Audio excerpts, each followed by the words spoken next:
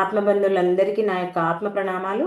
ఇంత గొప్ప ధ్యాన జ్ఞాన మార్గాన్ని మనకు అందించిన మహాత్ములైన బ్రహ్మర్షి పితామహ పత్రిజీ దంపతులకు, నాకు జ్ఞానాన్ని అందించిన బ్రహ్మర్షి తటవర్తి వీర రాఘవ గారి దంపతులకు ఆత్మ ప్రణామాలు తెలుపుకుంటూ ఈరోజు కార్యక్రమాన్ని మనం మొదలు పెట్టుకుందాం. మాస్టర్స్, ఈరోజు మనం ఒక ఉపమానం గురించి తెలుసుకుందాం. ఉపమాన ధ్యాన సందేశం ఏంటి? ఈరోజు చెప్పుకునే ఉపమానం అంటే ధ్యానము గంధపు చెక్క లాంటిది, చెరుకు గడ లాంటిది. గంధపు చెక్క అరగతీసే కొద్దీ దాని యొక్క సువాసన వెదజల్లుతుంది. చెరుకుగడ నమిలిన కొద్దీ దాని యొక్క తీపి మనకు తెలుస్తుంది. అలాగే ధ్యానం చేసే కొద్దీ మనకు ఆనందం వస్తుంది. ఇది మనం ఈరోజు తెలుసుకునే ఉపమానం. ధ్యానం గంధపు చెక్క లాంటిది, చెరుకుగడ లాంటిది అని పెద్దలు మనకు ఈ విషయాన్ని చెప్పారు. ఎందుకన్నారు అనే దాని గురించి ఈరోజు కొంచెం వివరించుకుందాం. ఇక్కడ మనకు గంధపు చెక్క తెలుసు కదా, మనందరికీ తెలుసు. అది బయటకు చూస్తే మామూలు ఒక చెక్కలాగా మన కంటికి కనిపిస్తుంది, ఒక సాధారణ చెక్క ముక్కలా కనిపిస్తుంది. దాని యొక్క వాసన చూసి ఎవరు కూడా ఇది ఎంత గొప్పది ఆ గంధపు చెక్క అని వెంటనే దాన్ని గుర్తించలేరు. కొంచెం స్మెల్ రావచ్చు, ఆ స్మెల్ చూస్తేనే గంధపు చెక్క అని చెప్తారు. కానీ దాన్ని అరగదీస్తే ఏమవుతుంది అంటే, ఆ రాయికి మనం అంటాం సాండ్రాయి అంటాం, ఆ సాండ్రాయికి వేసి బాగా రుద్దే కొద్దీ, అరగదీసే కొద్దీ దానిలో ఉన్నటువంటి ఆ సువాసన బయటకు వస్తుంది. మనం ఎంత దాన్ని, ఆ గంధపు చెక్కను ఎంత అరగదీస్తే దాని నుంచి అంత సువాసన మనకు చక్కగా వస్తుంది. ఆ సువాసన అంతా మన చుట్టూ ఉన్నటువంటి ఆ రూమ్ కానీ, ఆ హాల్ కానీ అంతా నిండిపోతుంది.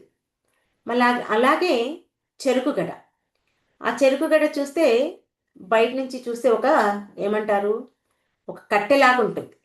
అంటే చెరుకుగడ తెలుస్తుంది మనకు, కానీ అది ఒక కాడ. దాన్ని నమల నమలకపోతే మనకి దాని నుంచి ఏం తెలియదు, అది చెరుకుగడ అని తెలుస్తుంది. కానీ దాని యొక్క తీపిదనం తెలుస్తుందా?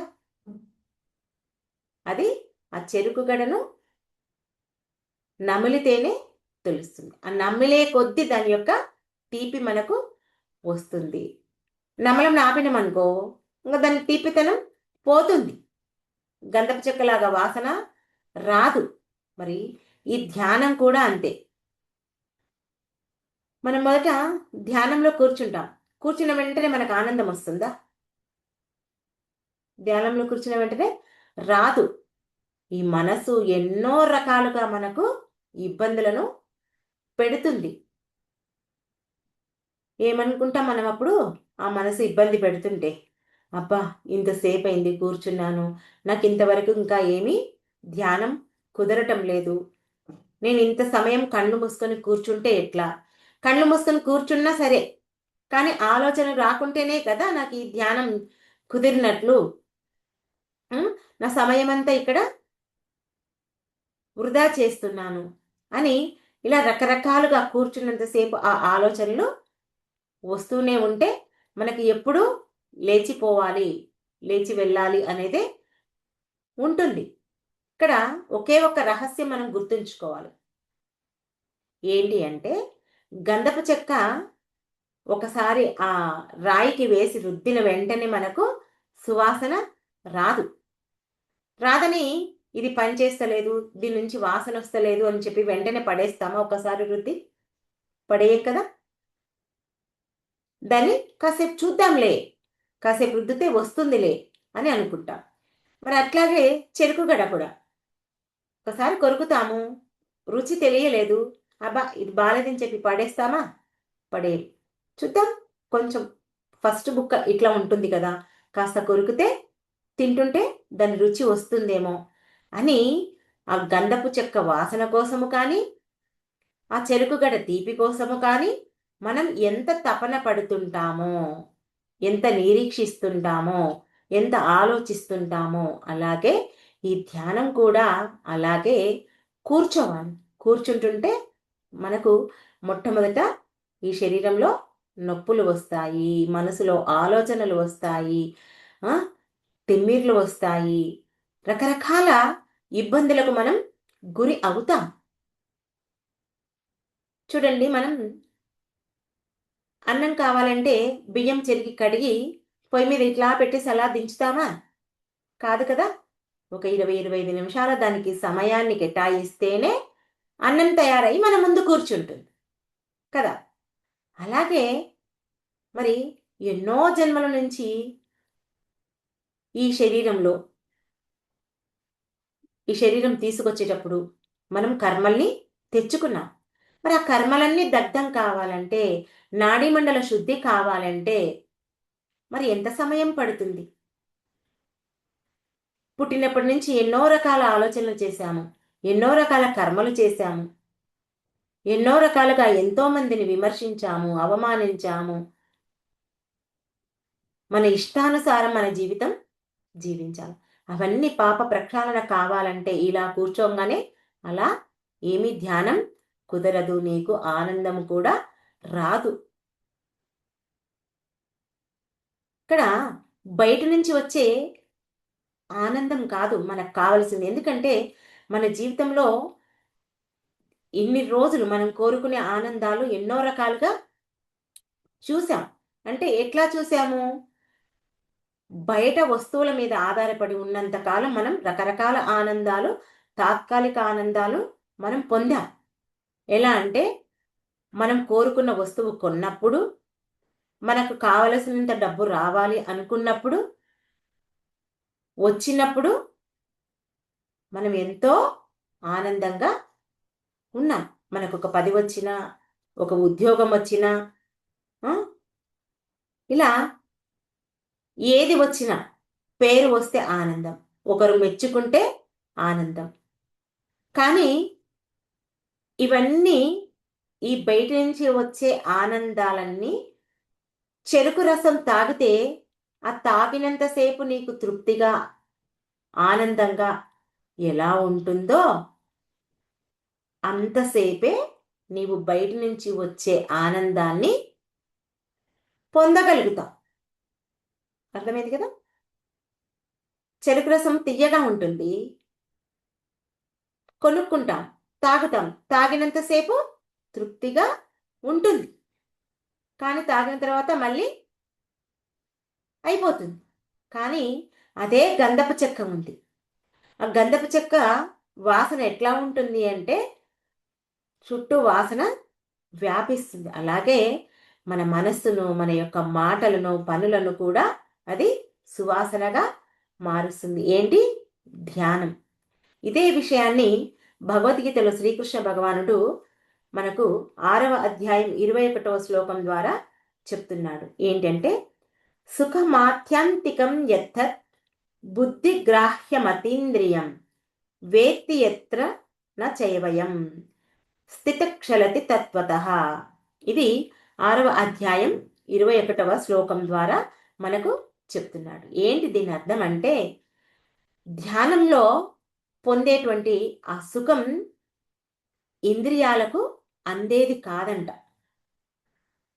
ధ్యానంలో పొందినటువంటి సుఖము మన ఇంద్రియాలు, మన శరీరంలో ఉన్నటువంటి ఇంద్రియాలకు అందేది కాదంట. అంటే కళ్ళతో మనం చూడలేము ఏంటి ఆ ఆనందాన్ని, ఆ సుఖాన్ని. చెవులతో వినలేము. కేవలం మనం బుద్ధితో మాత్రమే దాన్ని అనుభవిస్తాం.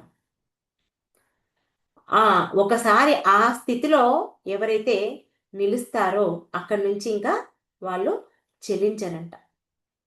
ఆ గంధపు చెక్క రుద్దే కొద్దీ వాసన ఎలా వెదజల్లి ఆ గది అంతా వ్యాపించి ఉంటుందో మనలో కూడా ఈ ఆనందం అనేది బయట నుంచి రాదు, లోపలే ఉంటుంది. అందుకే మనం ధ్యానం చేసినప్పుడు మొట్టమొదటిగా ఇది మనకు నిలబడదు.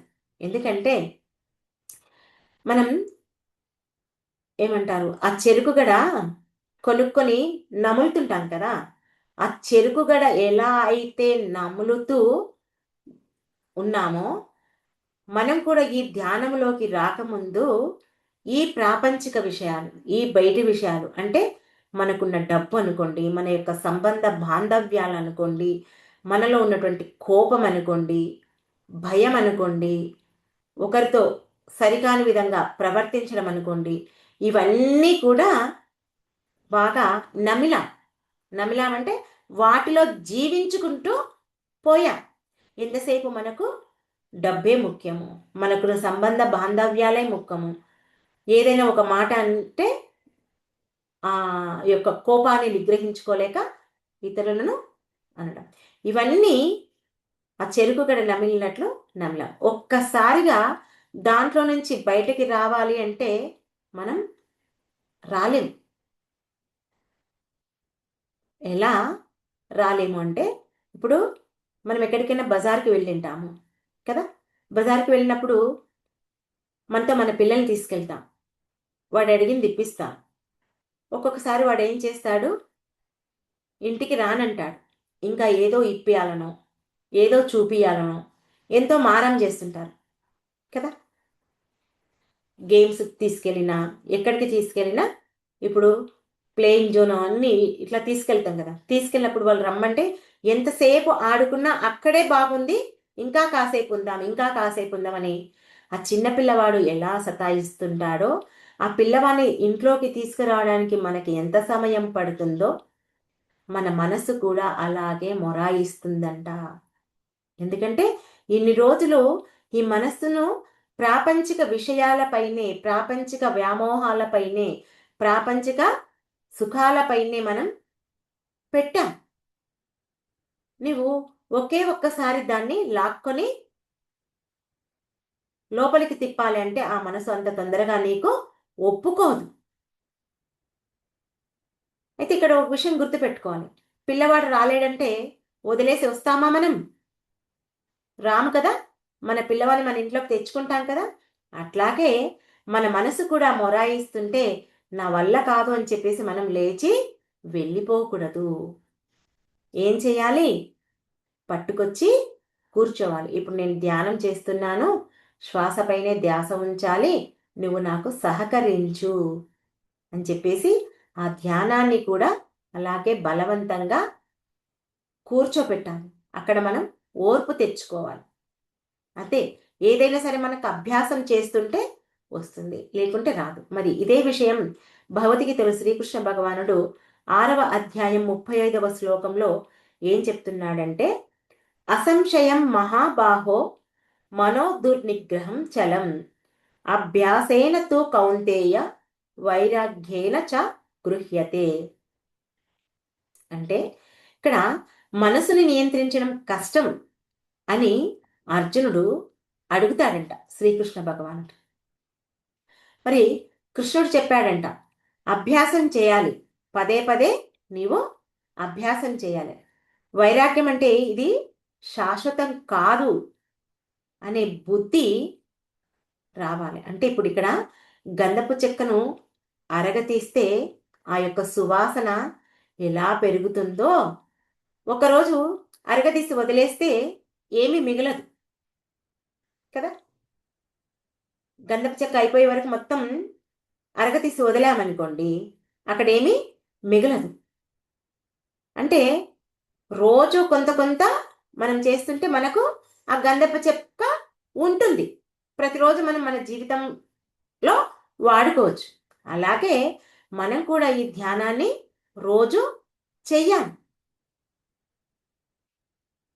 మన యొక్క శారీరక పరంగా, మన యొక్క మానసిక పరంగా మనకి ఎలాంటి ఇబ్బందులు ఉన్నాయో ఆ ఇబ్బందుల నుంచి బయటపడటానికి మనకు ఎంతసేపు ఆ ధ్యానం అవసరమో మనకు గురువుల యొక్క సందేశం, గురువుల యొక్క సలహా ద్వారా మనం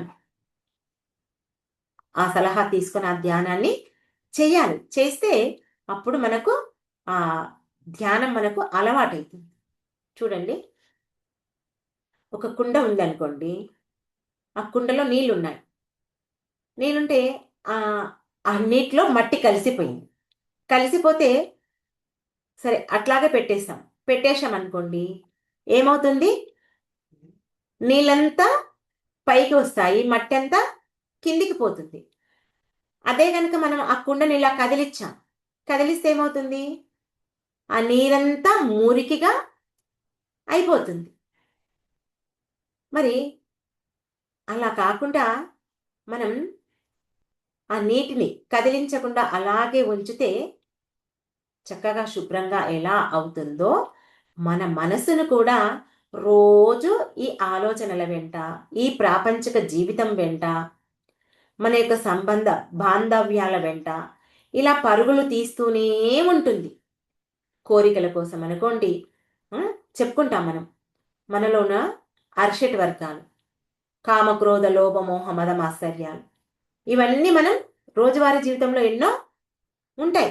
వాటి కోసం మనం ఇలాగే పరిగెత్తామనుకోండి, ఇంకెప్పుడు మనకక్కడ మన మనసు నిలవదు. ఎప్పుడైతే మన మనసును ఆ కుండను కదిలించకుండా ప్రశాంతంగా ఒక పక్కకి ఎలా ఉంచామో, అలాగే మన మనసును ప్రతిరోజు అభ్యాసం చేస్తుంటే ఆ ఆలోచనలన్నీ పక్కకు వెళ్తాయి, అంటే కింద కూర్చుంటాయి. అప్పుడు మనలో ఉన్నటువంటి ఆ ఆనందం పైనికి వస్తుంది. ఇక్కడ మనకు అనిపించచ్చు, ధ్యానం వల్ల ఏం లాభం అని. అంటే ఇక్కడ మనం చెరుకు గడ ఉదాహరణ తీసుకోవచ్చు, దాన్ని అర్థం చేసుకోవచ్చు. చెరుకు తిన్నప్పుడు ఆ తీపి నోటికి మాత్రమే రుచి వస్తుందా? కాదు కదా. మనం శారీరకంగా నీరసంగా అయిపోయి ఉంటాం.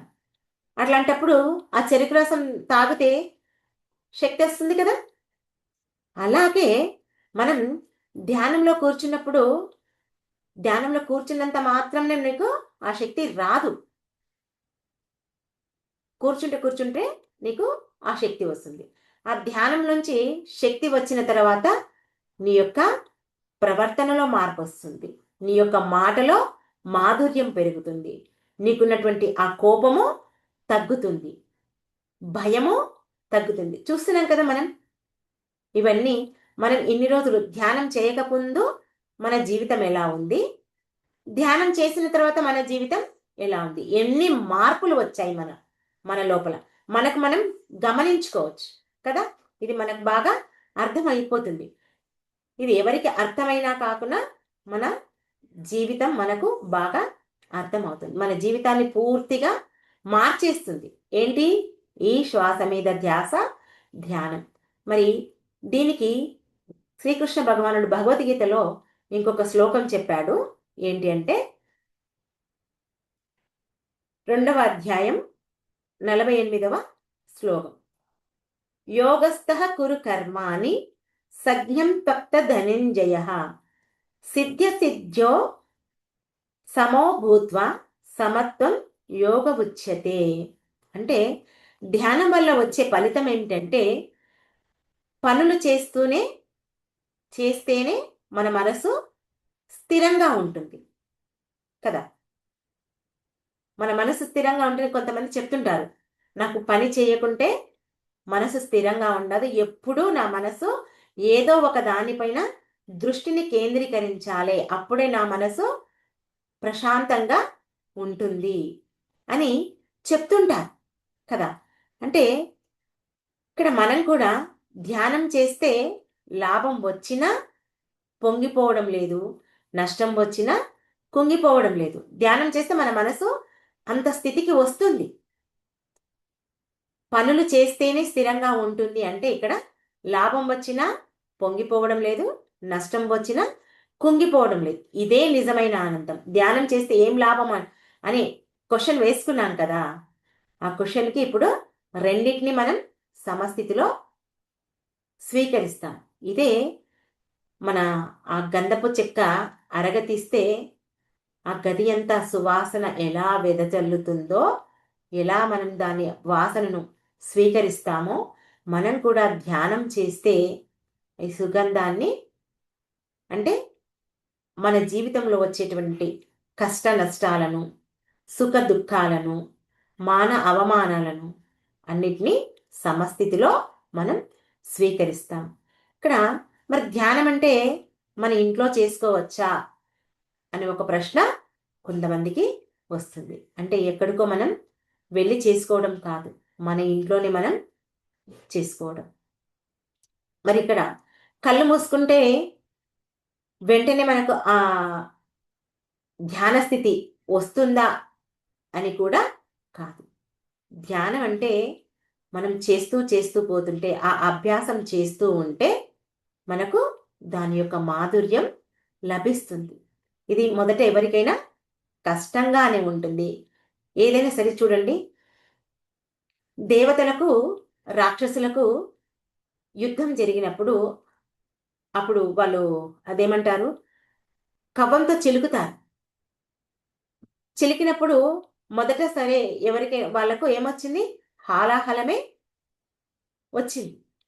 ఎప్పుడైతే దానికోసం ఆ అమృత కోసం ఎంత కష్టపడి మదించిన తర్వాతనే ఆ అమృతం వాళ్ళకు లభ్యమైంది. మరి వాళ్ళ సొండలకే, రాక్షసులకు దేవతలకే అంత సమయం పడితే మరి మనం మామూలు మానవులు, మరి మనం ఎంత సమయం పడుతుంది అనేది మనం ఇక్కడ ఎదురు చూడొద్దు. ఆ అమృతం కోసం మనం ఇక్కడ ఆశపడవద్దు. చెరుకు గడ కొన్నావు, కట్ చేసుకున్నావు, తిన్నావు, తీపి రాలేదని నీవు ఎదురు చూడటం లేదు కదా, నములుతో పోతావు, వస్తుంది దాంట్లోకి వెళ్ళి ఆ తీపిదనం, ఆ టేస్ట్ వస్తుంది అనేది నీకు తెలుసు కాబట్టి దానికి నీవు ఆలోచించవు, అనుకుంటావు అబ్బా ఎంతసేపు అయింది నమలబట్టి, నమిలి దవడలు నొప్పి పడుతున్నాయి అని. అయినా సరే ఆపుతావా? ఆపవు కదా. ఆ తీపిదనం దాంట్లో ఉందన్న సంగతి నీకు తెలుసు కాబట్టి ఎంతసేపటికైనా ఆ తీపిదనాన్ని నేను పొందుతాను అనే విషయం నీకు తెలుసు కాబట్టి నువ్వు ఆ చిరుకుగడను పక్కకు పెట్టకుండా ఎలా నములుతుంటావో అలాగే ఈ ధ్యానం ద్వారా నీవు ఆ అమృతాన్ని అనుభవిస్తాను అనే ఆ జ్ఞానం ఎప్పుడైతే నీకు తెలుసో నీవు దాన్ని వదలకుండా చెయ్యాలి. అంటే ఇక్కడ నాకు ఇంకా ఆనందం రాలేదు అనే విషయం నీవు ఎప్పుడు అనుకోవద్దు. నువ్వు చేస్తూ ఉంటే ఆ యొక్క ఆనందం నీకు తప్పకుండా వస్తుంది, రాకుండా ఏమీ ఉండదు. దీనికి మరి భగవద్గీతలో శ్రీకృష్ణ భగవానుడు ఏం చెప్తున్నాడు అంటే మనకు భరోసా ఇస్తున్నాడు. ఏమని ఆయన భరోసా ఇస్తున్నాడు శ్రీకృష్ణ భగవానుడు ధ్యానం కోసం అంటే 6వ అధ్యాయం 40వ శ్లోకం. పార్థనైవేహ నమోత్ర వినాశస్తస్య విద్యతే నహి కళ్యాణకృత్ కక్షిత్ దుర్గతిం తథా గచ్చతి అని ఈ శ్లోకం ద్వారా మనకు శ్రీకృష్ణ భగవానుడు చెప్తున్నాడు. మంచి చేసేవాడు ఎప్పుడూ నష్టపోడు, ధ్యానం చేసేవాడు ఎప్పుడూ నష్టపోడు. ఈ జన్మలో అయినా తర్వాత జన్మలో అయినా అతని లోపల ఉన్నటువంటి ఆనందం అతనికి తప్పకుండా వస్తుంది అని చెప్పేసి ఈ యొక్క శ్లోకం ద్వారా మనకు శ్రీకృష్ణ భగవానుడు చెప్తున్నాడు. చూడండి, మరి చాలామందికి డౌట్ వస్తుంది, అరే ఇంత వయసు వచ్చిన తర్వాత మాకు ఈ ధ్యానం తెలిసింది, ఇప్పుడు మేము దీన్ని సాధించగలుగుతామా, ఆ యొక్క మోక్షస్థితిని పొందగలుగుతామా, ఆ భగవంతుని మేము దర్శించగలుగుతామా, ఆత్మదర్శనం కలుగుతుందా, మాకు మూడో కన్ను తెరుచుకుంటుందా అని ఇలా రకరకాలుగా సందేహాలు పడుతుంటారు. దానికే శ్రీకృష్ణ భగవానుడు ఇక్కడ చెప్తున్నాడు, మంచివాడు ఎప్పుడు నష్టపోడు, ధ్యానం చేస్తున్నవాడు ఎప్పుడు నష్టపోడు. ఈ జన్మలో కాకుంటే ఇంకో జన్మలో నీవు దాన్ని పొందుతావు. కాకపోతే ఈ జన్మ చాలించిన తర్వాత మళ్ళీ జన్మలో నీకు ధ్యానం అనేది వెంటనే దొరికితే వెంటనే లభిస్తుంది, లేదంటే కాస్త టైం పడుతుంది. ఇప్పుడు మనం కూడా ఎన్నో జన్మల నుంచి ధ్యానం చేశాం, ఆ జ్ఞానం పొందినాం, ఆ జ్ఞానమంతా మన ఆత్మలో నిక్షిప్తమయ్యింది. ఇన్ని రోజులు మనకు తెలియలేదు కాబట్టి మనం ఆ ధ్యానాన్ని, ఆ జ్ఞానాన్ని మనం అందుకోలేదు. ఒక్కొక్కరికి ఒక రకంగా మనం ఈ ధ్యానంలోకి వచ్చాం. ఎలా వచ్చాము? ఒకరు ఆర్థిక పరంగా, ఒకరు అనారోగ్య పరంగా, ఒకరు మానసిక పరంగా, ఒకరు శారీరక పరంగా, రకరకాల ఇబ్బందులతో ఈ ధ్యాన మార్గంలోకి వచ్చాం. మరి కొంతమంది ఏదీ లేదు, ఈ ధ్యానం చేస్తే మంచిదంట, ఎంతో జ్ఞానం లభిస్తుందంట అనే ఆశతో వచ్చే వాళ్ళు కూడా దీంట్లోకి వచ్చిన వారు ఉన్నారు. మరి అలా వచ్చిన వాళ్ళంతా, మరి నేను ఇప్పుడు వచ్చాను, నాకు ఎప్పుడు తెలుస్తుంది ఈ జ్ఞానము, నేను నేర్చుకుంటానా నా చివరి శ్వాస వరకు అని ఇక్కడ మనం ఎప్పుడూ సందేహపడాల్సిన అవసరము లేదు అని చెప్తున్నాడు శ్రీకృష్ణ భగవానుడు. ఈ జన్మలో నువ్వు మొదలుపెట్టు, ఈ జన్మలో కాకపోయినా మళ్ళీ జన్మలో దీన్ని నీవు పొందగలుగుతావు అని ఇక్కడ చెప్తున్నాడు. కాబట్టి ఈ ధ్యానం అనేది మనకు గంధపు చెక్క లాంటిది. దాన్ని రుద్దే కొద్దీ దాని యొక్క సువాసన ఎలా బయటికి వస్తుందో, ఆ చెరుకుగడ నమిలితే ఆ తీపిదనం ఎలా బయటికి వస్తుందో, మనం ఈరోజు మొదలుపెట్టాము ఈ ధ్యానాన్ని. ఆ యొక్క ఆత్మజ్ఞానం లభించే వరకు, మనం ఆ ఆత్మ సాక్షాత్కారం పొందే వరకు, మన చివరి శ్వాస వరకు మనం ఈ ధ్యానాన్ని వదలకుండా ప్రతిరోజు మనకి ఎంత సాధ్యమైతే, ఎన్ని గంటలు సాధ్యమైతే అన్ని గంటలు చేద్దాం. మరి దాంతోపాటు పత్రిగారు చెప్పినటువంటి త్రిరత్నాలను మన జీవితంలో ప్రతిరోజు అభ్యసిద్దాం. ఏంటి మరి ఆ త్రిరత్నాలు? సాధన, స్వాధ్యాయం, సజ్జన సాంగత్యం. మనం ప్రాపంచిక జీవితంలో మన యొక్క కుటుంబానికి, మన యొక్క బంధాలకు ఎంత ప్రాముఖ్యతను ఇస్తున్నామో, మన ఆత్మ ఉన్నతి కోసము కూడా అంతకన్నా ఎక్కువ ప్రాముఖ్యాన్ని ఇచ్చి మన ఆత్మ ఉన్నతి కోసం మనం పాటుపడతాం. అప్పుడే ఆ గంధపు చెక్క వాసన, చెరుకుగడ తీపి ఎలా అయితే మనం అనుభూతిని చెందుతున్నామో, ధ్యానం చేసి మనం ఆ ఆత్మానుభూతిని పొందుదాం మాస్టర్స్. ఓకే, మీ అందరికీ నా యొక్క కృతజ్ఞతలు, నాకు ఈ సమయాన్ని ఇచ్చినందుకు. Thank you. ఓకే, అందరం కాసేపు ధ్యానంలో కూర్చుందాం.